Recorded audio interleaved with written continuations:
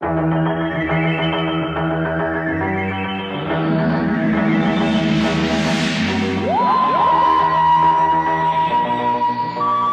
year ago today, you were, for many of us, a surprise returnee to Doctor Who. So shall we see the curator in action? Here we go. I could be a curator.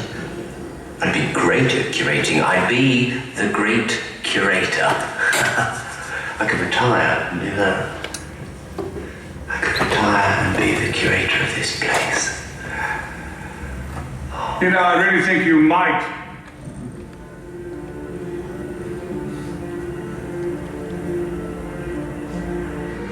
What do you make of the title? Which title? There's two. No more. Oh, Gallifrey Falls. Oh, you see, that's where everybody's wrong. It's all one title. Gallifrey Falls, no more. Who knows? Who knows?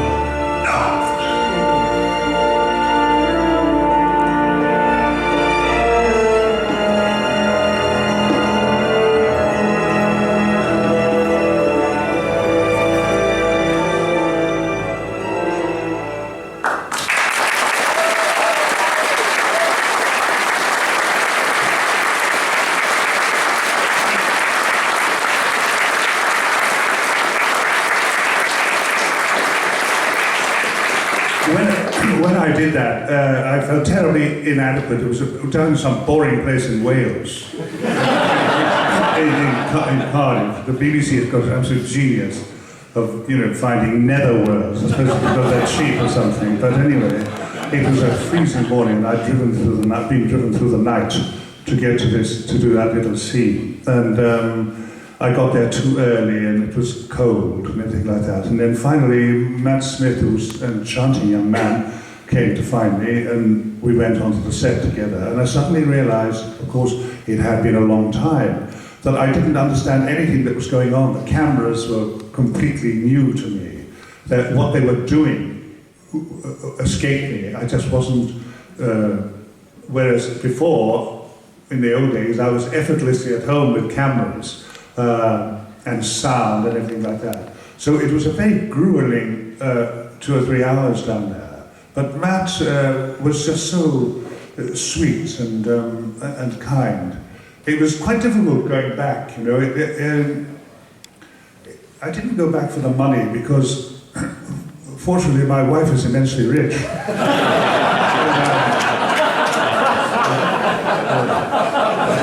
But that's not the only reason I stay with her. However, it is a consideration. Even when I was young, which was so long ago, I just couldn't do it for poor girls. They just couldn't. They used to make me feel insecure. It's very difficult, it seems to me, that it's very difficult to be very passionate when you're skit.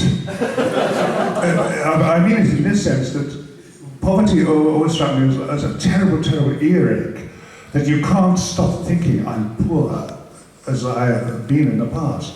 And you wake up in the night and you think, the first thing, you don't think, I wonder does God really exist? You think, Christ, I'm poor. And you look out of the window and you see someone poor going by and you think, the buggers are absolutely everywhere. Get away from being poor. You can't think about anything else, and this is what breaks one's heart. When you think of people who are desperately poor, it's akin to hunger, isn't it? It consumes people. And so therefore, now to be very serious, the moment I met a girl with a few shillings, I was a changed man.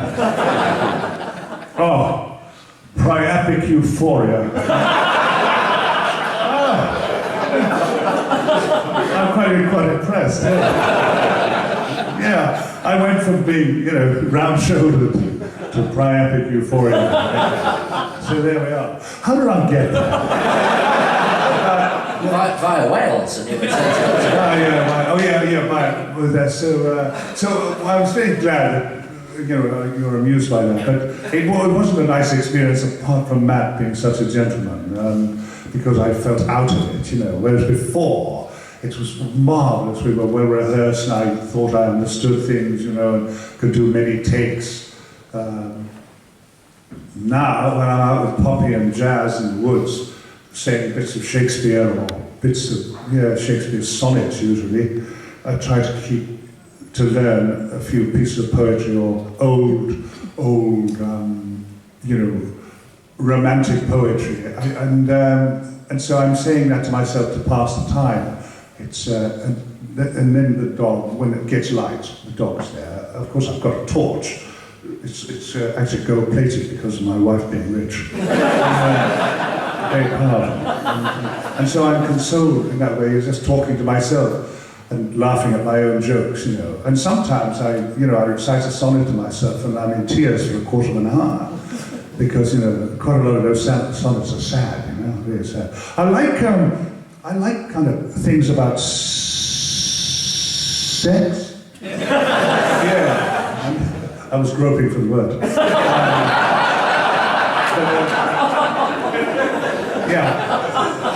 think I was saying one to you. Here's a 17th century poem. This is a man and a girl in a state of undress on a bed. And in those days, this is the 17th century, in the old days, ordinary phenomena like dogs and cats and fleas were very, very common because hygiene wasn't the same in those days. So anyway, this fellow's lying there trying to get across this girl, and she obviously is reluctant. And this is an example of lust in action, you know, about how lust will always seek the words or the reasons. And suddenly this fellow notices that there's a flea on his leg, on his bare leg. And this flea, suddenly, you know, he knows it's a good flea because it just bit him. And this flea then suddenly hops onto the girl. And so the poem starts, you see. And so he says, you'll like this. Mark but this flea, and mark in this how little that which thou deniest me is.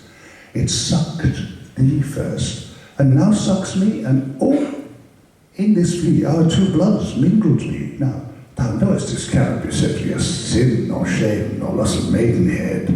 Yet this enjoys before it woo, and Pampas was with one blood made of two, and this, alas, is more than we would do. And she goes to kill the flea. Not with her fist, because that would be ridiculous. He said, oh, stay, he said, 3 lives in one flea's spare, where we almost, yea, more than married. Now, this flea is you and I, and this our marriage bed and marriage temple is. The parents' grudge and you, we are met and cloistered in these living walls of death, of jet, yes. And then, of course, she kills the flea. It's a terrible moment. So we'll have a pause there. And he says, cruel and sudden, hast thou since purpled thy nail in blood of innocence? Wherein could this flea guilty be, save in that drop which it sucked from thee? Yet thou triumphs, and says that thou findst not thyself, nor me, the weaker now. 'Tis true, then mark how false fears be. Just so much honour, when thou yieldest to me, will waste as this flea's death took life from thee. Darling, darling, oh, darling. I just added those 3 darlings because I was getting carried away. And so, sometimes when I'm reciting this, 7 o'clock in the morning, I see the dog looking at me with one ear up, and looking around, hoping that there's nobody else there. It passes the time, because one of the old things when you are not in work, as we all know, is how do you pass the time? Well, well, that's what I was going to ask. If you hadn't been here today, you know, we're used to you being a performer, being, you know, and your tales of acting and being a theatre. But what?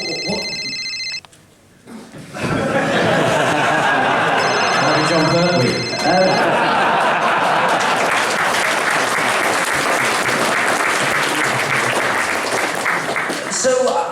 what is everyday life like for Tom Baker? How do you be Tom Baker on a day-to-day Well, basis? it's in a way, it's still, in a way, it is somewhat, not quite as intense as being here with you, but the thing is, down in Rye, where I go shopping, it's a very old place, and I like there because lots of people take photographs of me in Rye, and I found myself, this is a confession by the way, don't mock me, but when people are taking photographs of me now, that I'm old, I find myself leaning up against very old trees or cathedrals, in the mistaken belief that I look younger in front of them.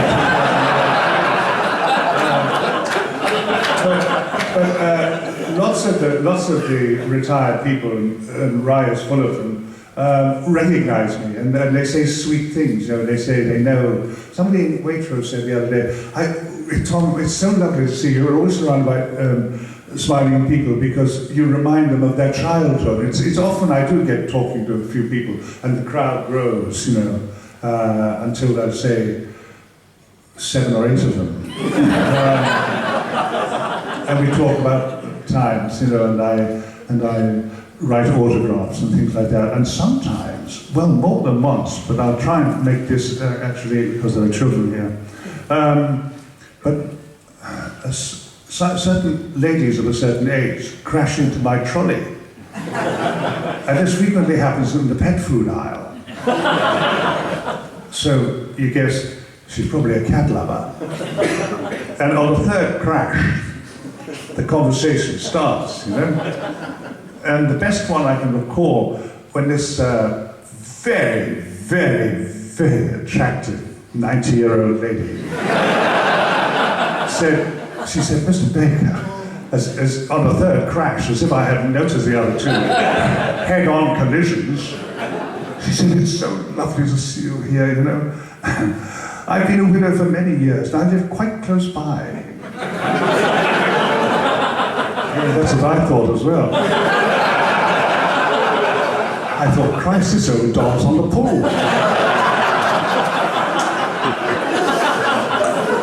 I said I was going to have my deaf aid service or something.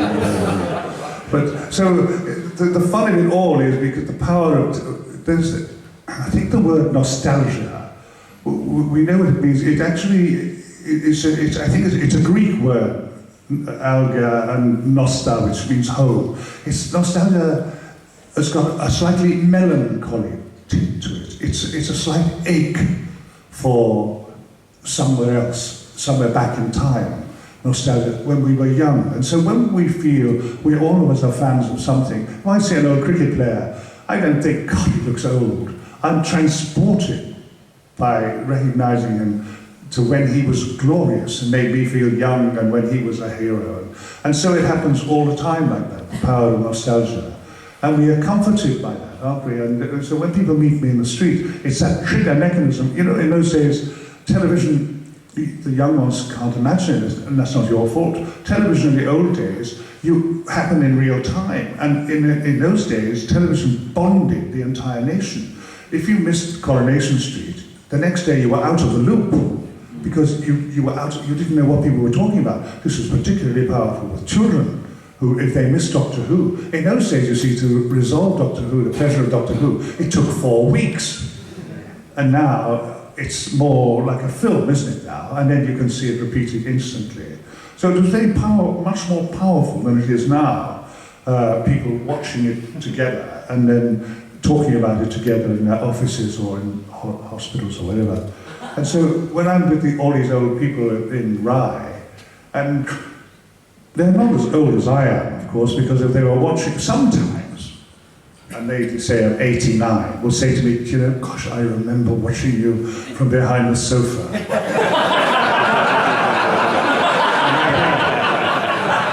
I think she's having me on.